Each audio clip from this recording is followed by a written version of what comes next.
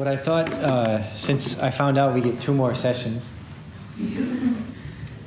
well, tonight plus 1 more, that I thought what we do is, so what we've done so far is I think really the first part, the first, let's say, 5 chapters of The Little Prince, they really set out maybe 2 major points, right? One point that they set out, and this is very different, I think, from the movie, right? That the difference between philosophy and whatever else you might want to experience in life is getting at the essence of things.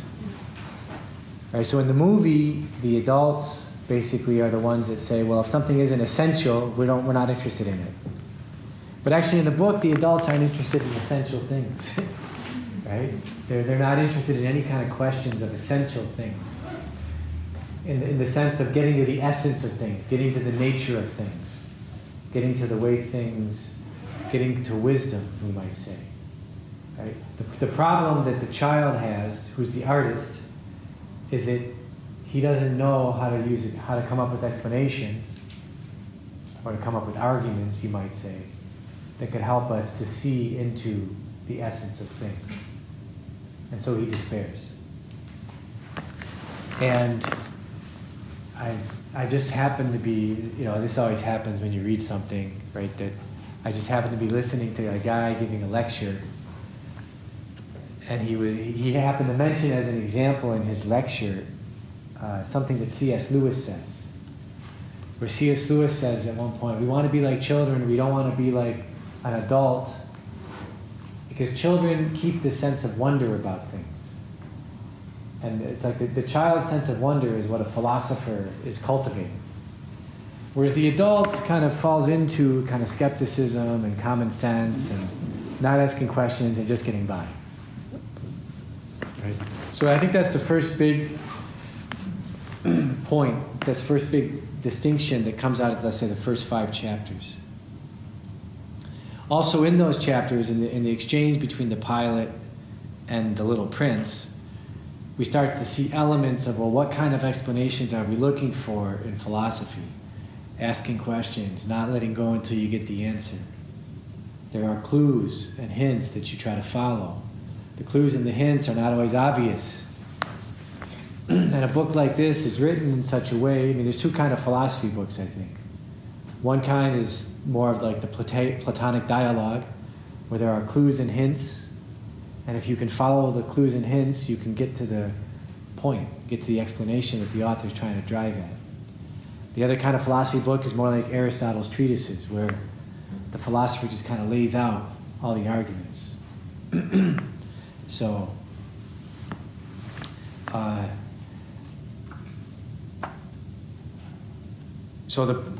the big thing is the distinction between the philosopher and the adult, or the philosopher and the serious person, the child and the serious person. The second thing is we're trying to get to the essence of things. And then I think he introduces then the relationship between the Little Prince and the flower, and eventually the travels of the Little Prince, because in those he introduces us that there is this element of philosophy, which is the moral life of the philosopher. That there's ultimately, you could say, a relationship between the life if it's lived morally and the truth as we come to see it or not see it. So there's several books along these lines. There was one fellow in the last 20 years wrote this book called The Biography of Philosophy. Right? And what he did is he basically said, we got to write, he said, we should write a biography of the lives of the philosophers in relationship to their philosophy, to basically see, is there any kind of correspondence here? For someone like Socrates and Plato and Aristotle, philosophy should affect the way you live. So they would struggle, as they would see truths, and they would see the truth about human nature, they would then struggle to live, let's say, the virtues, so that they could flourish, so that they could become healthy in the fullest sense of the word. So So I think that's why he introduces then this element of the travels. And I think it's important that when we get introduced to the first relationship between the little prince and the flower, it's interesting how in that relationship, right, when he speaks about that planet, he speaks about the seeds of good and seeds of evil that are on the planet. That's very evocative of this fundamental philosophical question of like, where does evil come from, right? But it's interesting that I think when he's on the planet initially, his sense of his relationship with the flower, it's very, he says it. It's rooted in discipline. That the word he uses is discipline. There is a kind of virtue there, but it's not virtue where he sees this as good. He sees his relationship with the flower as a good. He sees it as being a certain kind of discipline and order. And because he sees it as a kind of duty, discipline, order, he has to take off. The little prince doesn't understand. Right? There's something he needs to discover. Now when he goes off to the various planets, it's very interesting. If you can get over, like for example, I don't think in the end, like sometimes when people, the first planet, right, is the planet of the king. It's not a critique of kingship, right? He's not critiquing monarchy. What he's critiquing, I mean, if you start looking at the different planets, and if you look at the conversation he has with the monarch, the first thing he's critiquing with the monarch is when you look at the moral life, classically speaking, ultimately, one of the first observations was, I mean, if you think about the soul as being three parts, so you have the intellect, the will, and then the passions, right? And then you can organize the soul to pursue certain desires.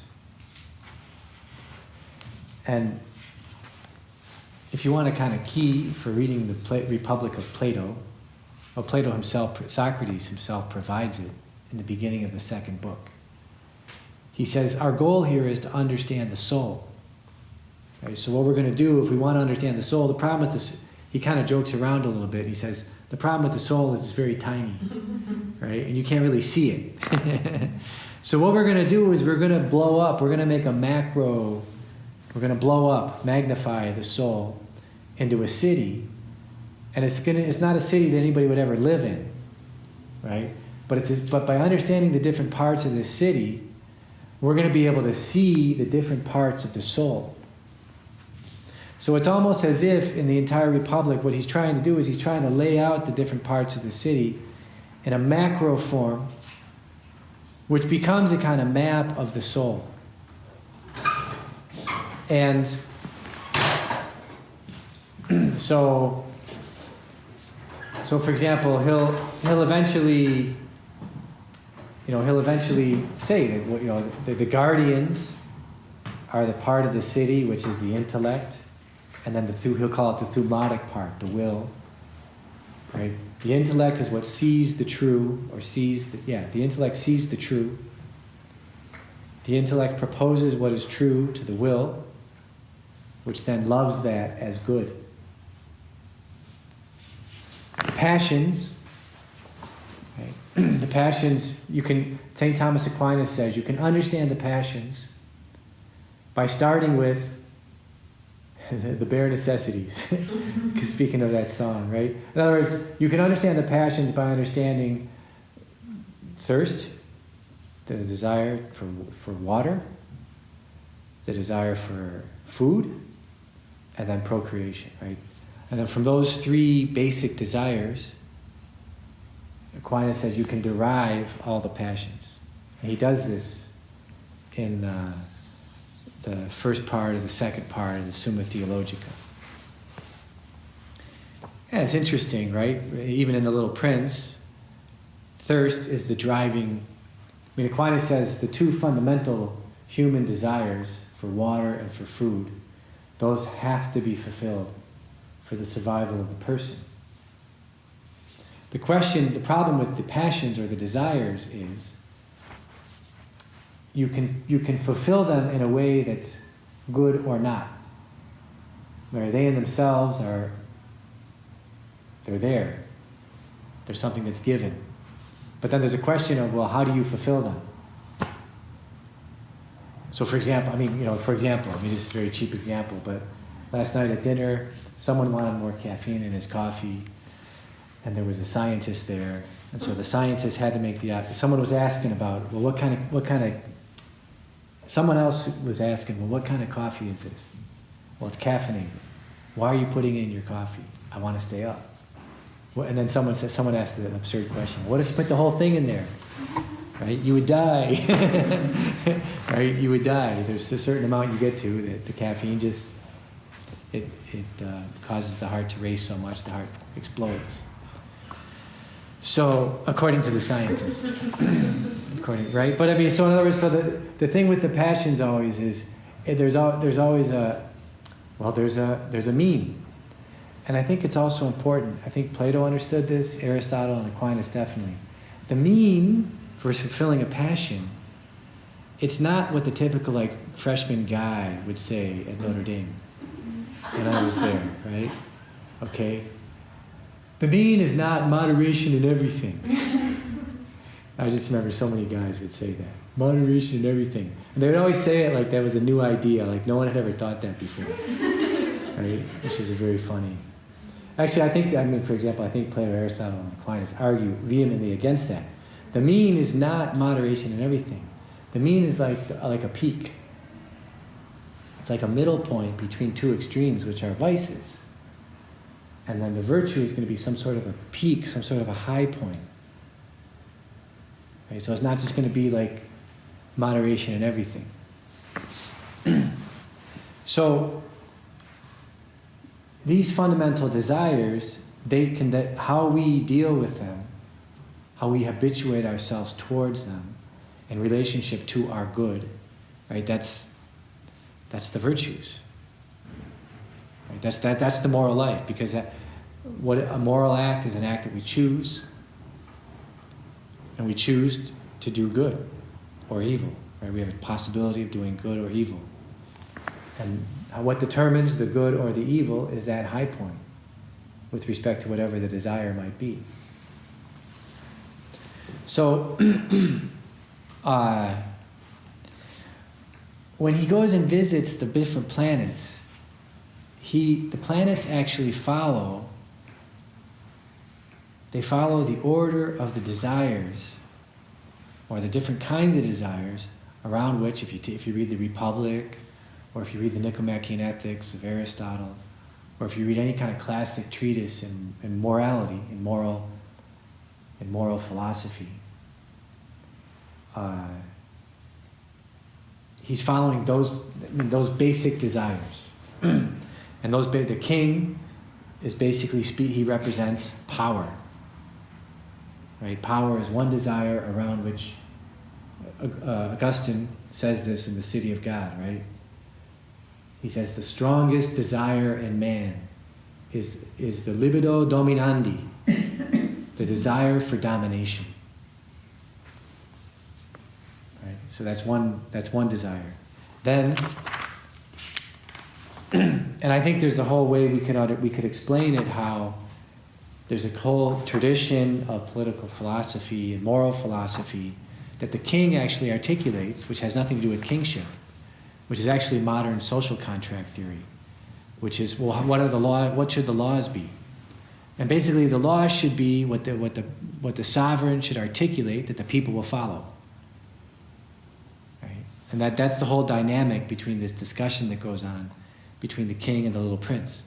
And then he goes and he visits the vain man. And the vain man represents now it's kind of an extreme, but the other desire, which is strong, is honor, status, honor, reputation. Right? That's the other principal desire around which we could organize our lives, other than virtue, let's say. Then the third, the drunkard, right? Obviously, is pleasure. pleasure gone awry. The fourth is the businessman is money or wealth. So these are then you get, so the next two I think are two that people start to postulate. Well, it's not really, like one, the worker, the lamplighter is the worker. In the 1930s and 40s, there was a big effort to basically say man also has this desire to work independently of the other desires. And then the last guy he visits is the geographer, who represents a kind of, I think, curiositas, the desire for information, the desire for knowledge. But it's information or knowledge that has only an indirect relationship to wisdom.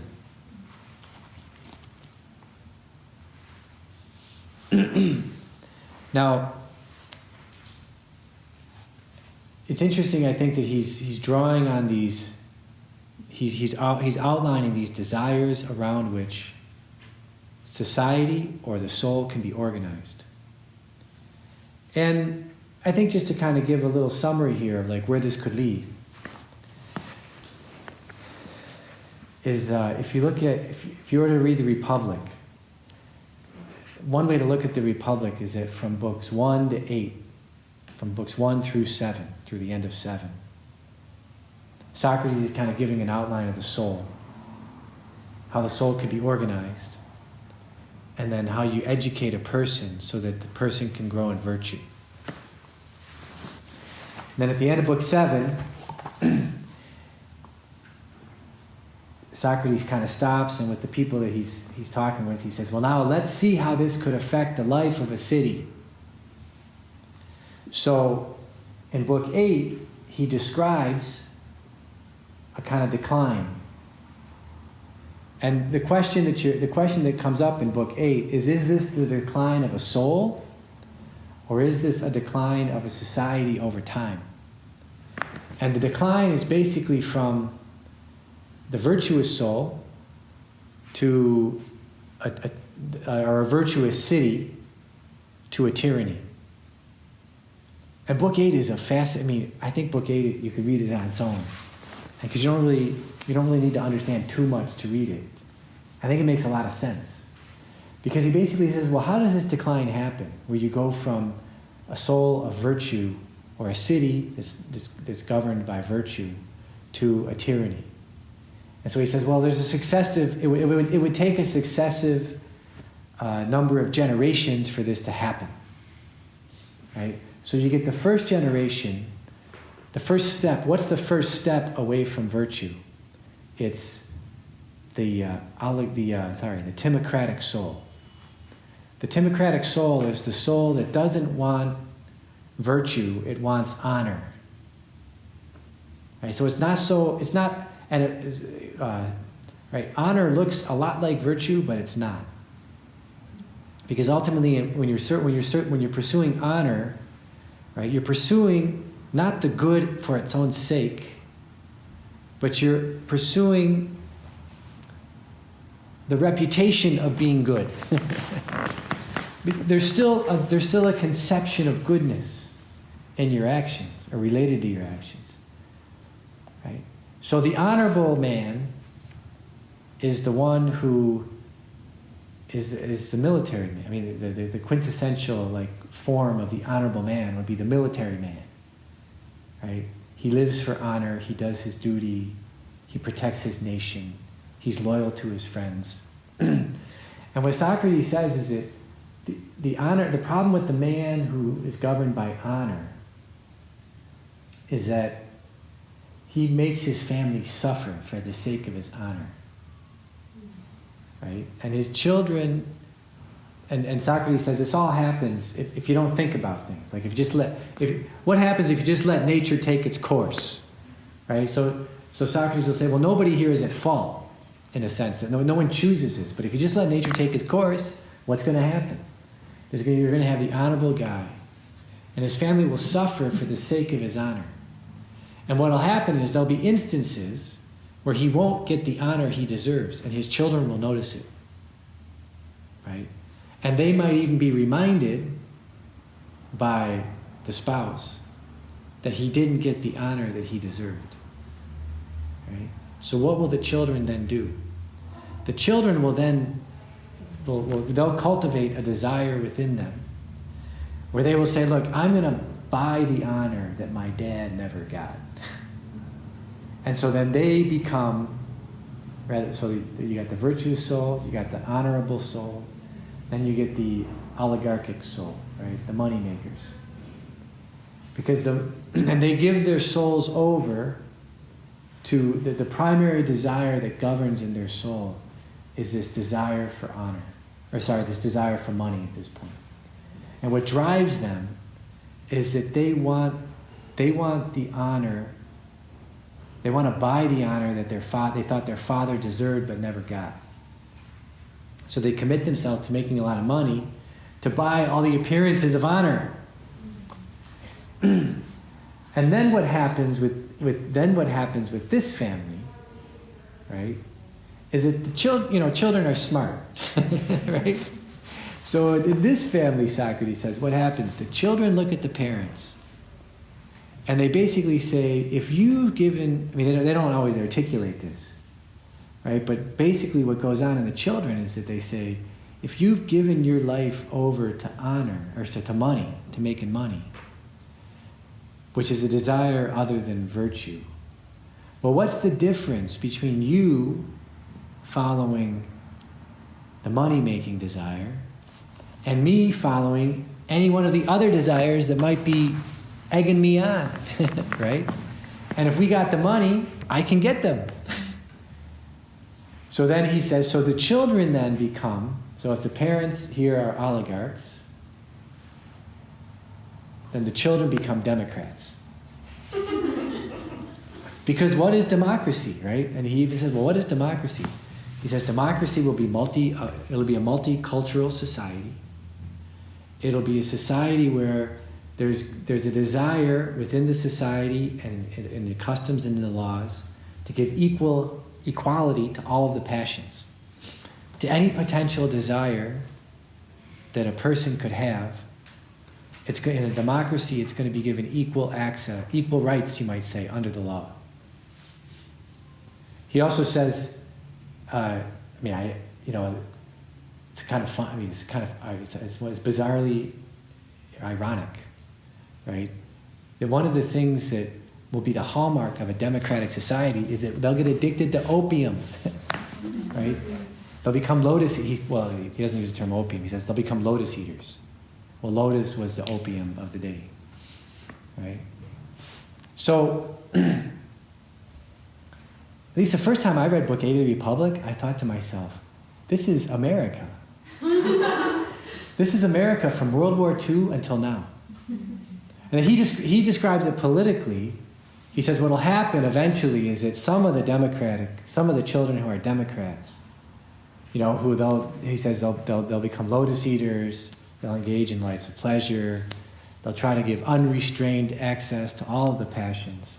Some of the Democrats will realize, if we're going to keep buying these pleasures, we got to make some money, right? So they'll become oligarchs.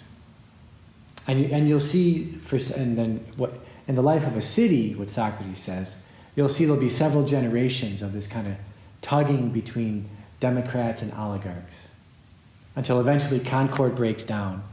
And the way concord breaks down is that eventually the strongest passion is the passion for power. Right? That's the strongest passion in the soul. So if you get this tussling between the money-making passion and the other passions, right, eventually there's going to be those different passions are going to be, both Thucydides and Aristotle, Plato, they all saw this, right? That kind of behind every regime there's clubs. there's factions. And the factions represent certain groups that they tussle with each other. Well, eventually the demagogue will rise up. And who's the demagogue? The demagogue is usually a Democrat. And I don't mean the Democratic Party. I just mean in the terms of, right? Because why? He appeals to the passions, and he basically appeals to And he basically says to some of the passions, and maybe, yeah, he says to some of the passions, if you give me all your support, I will eliminate once and for all the oligarchs. Right? And that's what he does. Right? That's what, when the demagogue comes to power, he eliminates the oligarchs, but then he also starts eliminating the factions that represent the passions. Right? And so that's where you get tyranny. That's the rise of tyranny. So that's what Augustine would say would be the status of the libido dominandi. So it's actually one time I was at this formation for teachers, and they had us. They didn't tell us this, but I might have said this here already, but they didn't tell us this. But they had us sit. They had us sit. We sat down. There was like 500 teachers, 500 professors in the state of Indiana. We're at this little gathering, and they said, "We're going to do a little icebreaker here. I want you to come up. I want you with the people at your table to come up with a list of 5 heroes that your table agrees are like heroes." And I remember I looked at everyone at my table and I was like, we are never going to agree. These people, I'm just never going to agree with these people, and they're never going to agree with me. We're going to have 0 on our list. And that's what happened with our table. There was no heroes. And then after they did this, so there was like 15-minute icebreaker. And we spent 15 minutes kind of avoiding trying to answer the question, because I think we all kind of sensed, like, we're not going to come up with heroes. It's just not going to happen. And so we all kind of laughed and said little things and, evaded the question, basically. And then afterwards, because this was a formational session on trying to help professors understand their students, right? So then they basically, it was really interesting, because they said, okay, your table, right? They went to this one table. Your table, okay. Who are your 5 heroes?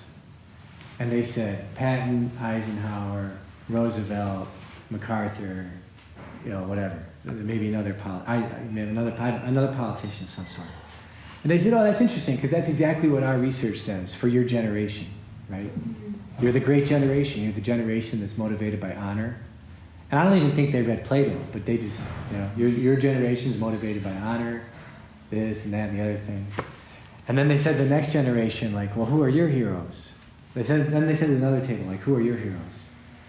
And they said Martin Luther King, John F. Kennedy, Robert Kennedy, Mahatma Gandhi, and Marilyn Monroe, I think. And that actually, it exactly mapped onto the research. And they said, well, that's because you're the baby boomer generation. It's a generation that made a lot of money. And then also yours is they said yours is the generation where there was a shift from money making to just, with the Cultural Revolution, just open access to all the passions, right? Late 60s. And then they said to our table, we're not even going to stop with you guys, because we know you have no heroes.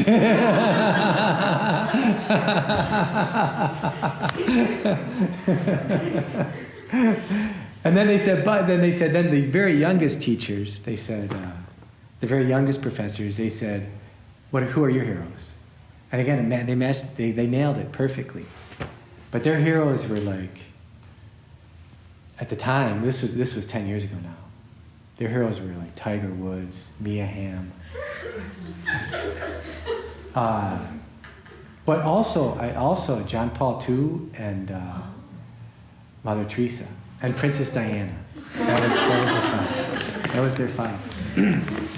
Now I'm sure now it would be even different, because it's already 10 years later, and also things have happened since then. That would probably change who's a hero and who's mine. But you can see since the 80s. I mean, who in the 80s we had the rise of the so-called yuppies, right?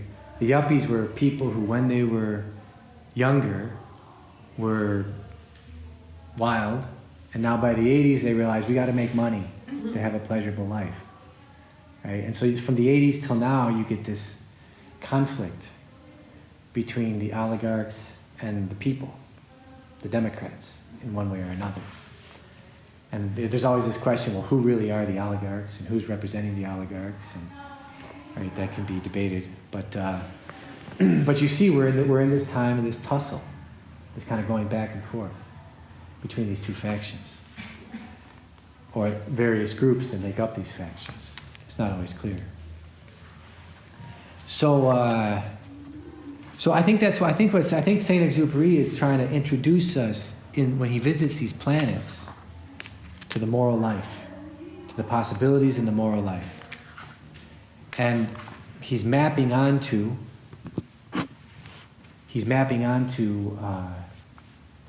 classical philosophy when he does this. So I think now that he's done that, well, then the next thing he'll do is he'll introduce us then to the pinnacle of the moral life, which is friendship.